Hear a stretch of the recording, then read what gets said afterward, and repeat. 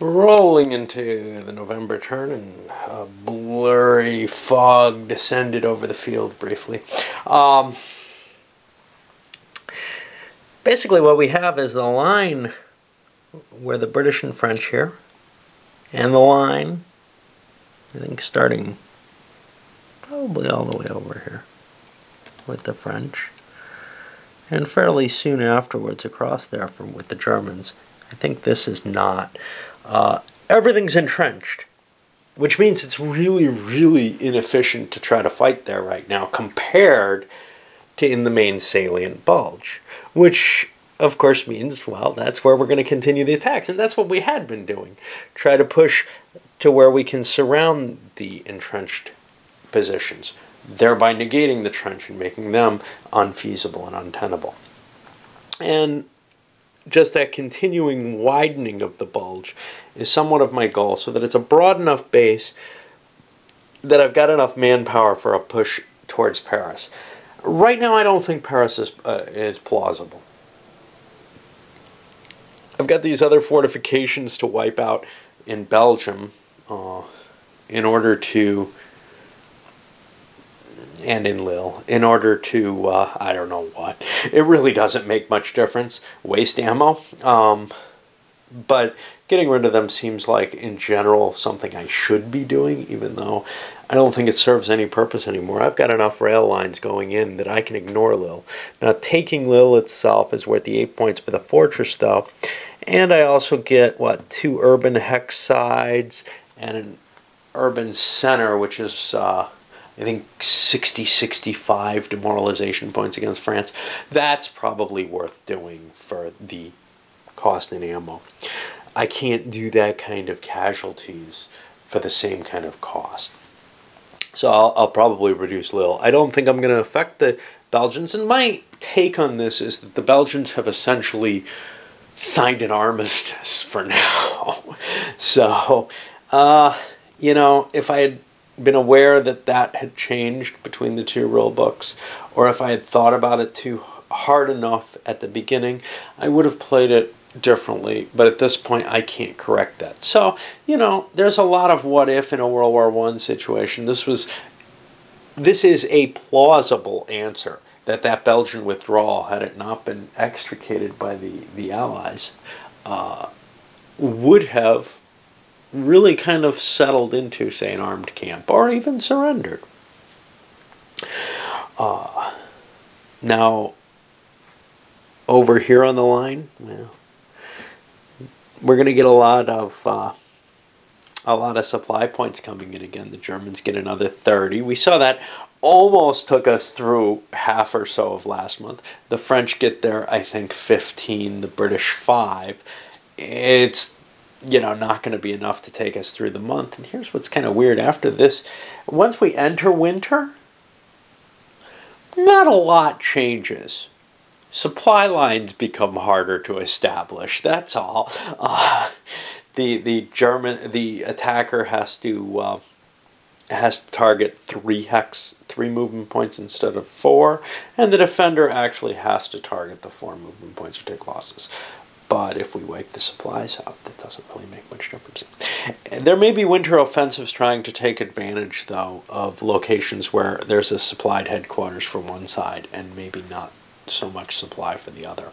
Of course, if you consolidate supply for one headquarters, you probably are stripping your defensive supply for others and maybe causing yourself more problems than it's worth. But I don't see winter just becoming a calm here. So after the entrenchment lines, the Germans pulled some of their manpower actually off the line in order to recover units. Units that have taken some damage. They have some replacement points that they couldn't form units from because they have no destroyed units left. They've done everything they can. So they pulled some units off the line and brought them up to full strength. But in doing so, it looks like they may have weakened some stacks here. They did grab some more territory, though. They finally knocked those the pesky English cav off the map. And now the way is open to Paris again. And it's very close. French definitely want to cover that, although they've got one heck of a fortress here, so they may actually be looking to defending a line going through the Paris fortresses as being a safer and more solid line. So what we saw was this was a turn when the Germans had ammo and supplies and the French did not yet. This happened last time, but the Germans made more massive assaults this time. They didn't really gain much. You can see they got stopped here where they attacked along a trench line. That wasn't a terribly good move for them. And they also didn't make a lot of headway anywhere, to tell you the truth. They gained a hex here, they gained a hex here. Big massive attacks, but there are enough French there that and some of the terrain's beginning to get a little rougher. I'm beginning to see some modifiers here. This was all clear plains coming through here. So it's getting tougher to advance, and that big expenditure didn't gain them that much. It made some attacks, good attacks, but I don't know, I think that German machine's slowing down pretty hard. And the French stretch out their line a little bit further. They're pulled back to Paris. You can see they're leaving bare fortresses here and here. The reason being, you know, those things aren't going to get attacked if there's troops on them. They're just stronger than their surrounding. These especially are pretty safe, and I don't really want to hold this clear terrain here. It's not terribly valuable. Instead, I made a choice to hold this, which could be valuable in an attack in either this direction or this direction, and force the Germans to push me out. If they attack with just 2 hexes, they get the clear terrain bonus, though. That's the problem. But if they attack from a 3rd hexes, they had, in other circumstances, I get the woods bonus, which will help a little bit. I don't really want to have the woods bonus for the Germans, is, I guess, part of my feeling here. I don't know. Anyway, I've chosen that kind of weird setup here. The Brits pushing down further, taking more and more of the line. They're kind of splitting this part with the French, but they got another big unit to throw in the line. So, I mean, it is really beginning to solidify here. The only real risk, yeah, we're close to Paris, but Paris isn't going to fall. Reims, yeah, maybe more of a danger. I'd like to have something on there because I think I just made the... Oh, no, that's fresh. I made the error of...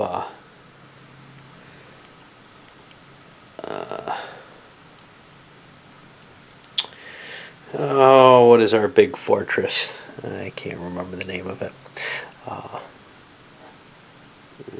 Verdun, where the French essentially had the fortress not entrenched, and they actually would have reduced its strength too. But, you know, my figuring is I've got to try to hold this. This line was going to crumble completely otherwise, and this would not remain as an entrenchment then. So this is kind of the best I can do. I've got some infantry in place, trying to hold the river line where I can, trying to contain the German bulge as much as possible.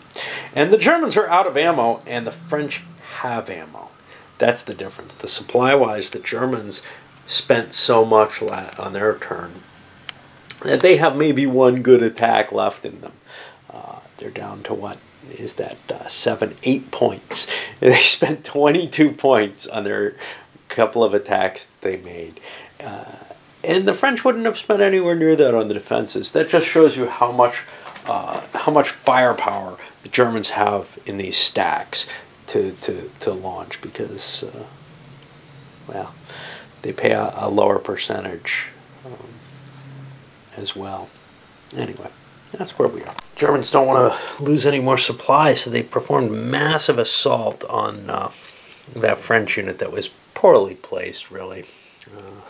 Ended up not too terrible. 4 losses to the French, 2 to the Germans, but, you know, the French had to use some supplies as well. And similarly here on this entrenchment, they went in without expending supply. Get a massive assault, but this time they didn't take it. If they had spent supply, they would certainly have, but they don't really have the supply to spend at this point.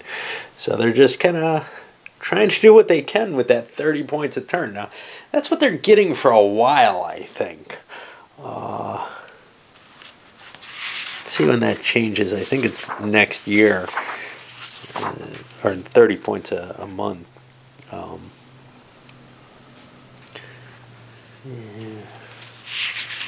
Let's see. When does that switch? Well, in December it's 30, yeah. Goes up to 55 in November of 15. But until then, that's what we've got, 30 points a month. I'm able to carve out the effect. I'm able to cause damage.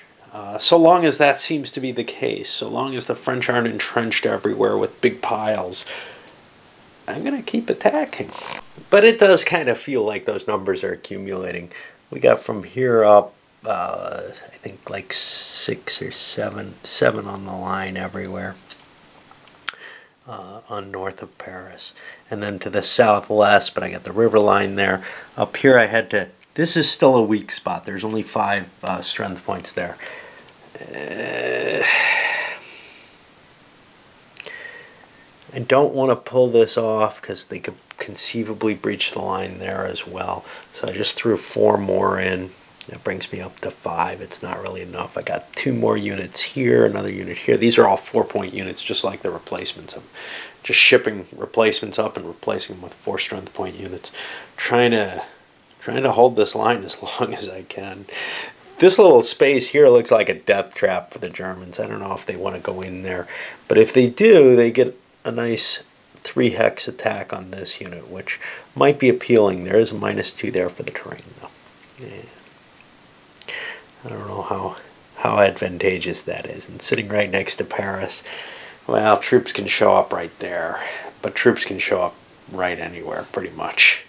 One thing that came up, I've had a number of cases where stuff has been given entry hexes, headquarters especially, that are way out of line.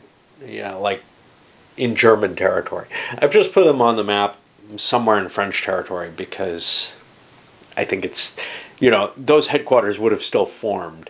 I think it's a little silly to say, hey, it goes in this hex no matter what. And that's kind of what the rules are.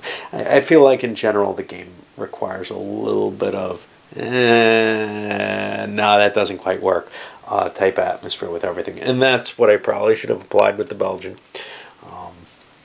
That may not be to everybody's liking. And maybe things have tightened up in the newer rule sets. It doesn't feel... it wouldn't take a lot of work to do it. I'm not going to check them, but... You know, you can look and see, hey, are they giving hex numbers that are in, you know, in the middle of the map? Because if they are, those are probably kind of questionable as to whether or not reinforcements should... the front should be predictable at that point. Alright, I'm going to load this one up. I haven't gotten very far. I was planning on actually trying to talk less and show less, but things are kind of interesting here, especially the discussion about how the supply trickles in. So if you do use up all your supply, then there's this weird little, oh look, the Germans got some and the French didn't, and then the French get it the next impulse, which can create something kind of unnatural feeling to me. But that's okay.